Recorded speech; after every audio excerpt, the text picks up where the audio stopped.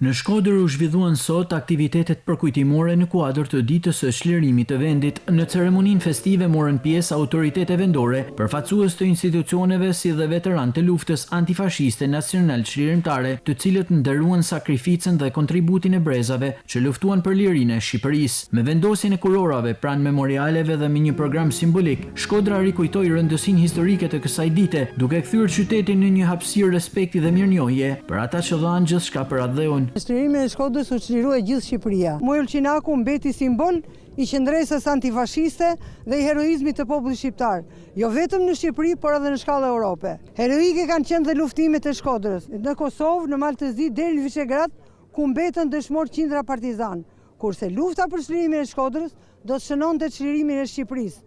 Në mëngjesin e 29 nëntorit të vitit 1944, forca të shumta të brigadave partizane u futën me luftë në Shkodër, ku u pritën nga mijëra banor shkodran.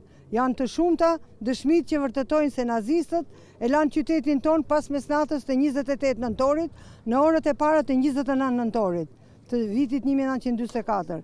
Dëshmitarët e gjallë, partizanët e njësive që luftuan në Shkodër, tregojnë se 29 nëntori është dita e çlirimit të Shkodrës dhe e gjithë Shqipërisë. Aktivitetet u mbyllen me mesazhin se kujtimi i së kaluarës mbetet udhërrëfyes për vlerat dhe unitetin e sotëm.